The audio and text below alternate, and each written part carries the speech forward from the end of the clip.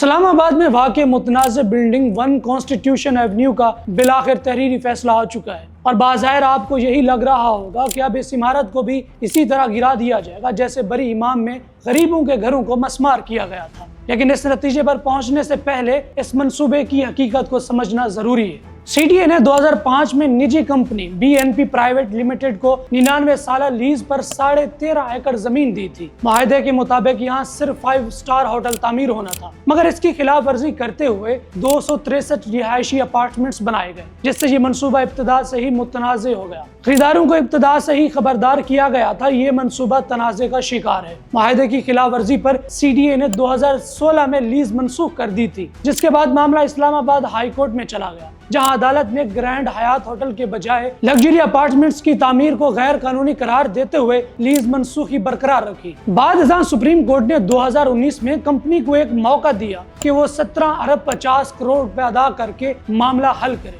تاہم کمپنی نے صرف تقریباً 2 ارب 90 کروڑ روپے ہی ادا کیے اور 2022 کی قسط میں ڈیفالٹ کر گئی، جس پر 2023 میں ایک بار پھر لیز منسوخ کر دی گئی۔ اس وقت 263 اپارٹمنٹس میں سے صرف 69 پر قبضہ ہے، جبکہ باقی زیادہ تر سرمایہ کاری یا کرائے کے لیے استعمال ہو رہے ہیں۔ سی ڈی اے نے ایک بار پھر 30 اپریل 2026 کو دوبارہ کارروائی کی، مگر معاملہ عدالت میں ہونے اور یہاں رہنے والوں کی مختلف حیثیت کے باعث کارروائی روک دی گئی۔ اب اسلام آباد ہائی کورٹ نے اپنے تحریری فیصلے میں 8 مارچ 2023 کی لیز منسوخی کو قانونی قرار دیتے ہوئے کمپنی کی درخواست خارج کر دی ہے۔ چیف جسٹس محمد سرفراز ڈوگر نے اپنے فیصلے میں واضح کیا کہ کمپنی سپریم کورٹ کی مقررہ مالیاتی شرائط پوری کرنے میں ناکام رہی اور اس نے دیا گیا آخری موقع بھی ضائع کر دیا۔ دوسری جانب کہانی کا ایک اور پہلو بھی ہے۔ وفاقی حکومت نے اصولی طور پر فیصلہ کیا ہے کہ اپارٹمنٹس مالکان کو ان کی اصل قیمت کے مطابق معاوضہ دیا جائے گا، جس کے لیے وزیر قانون اعظم نذیر تارڑ کی سربراہی میں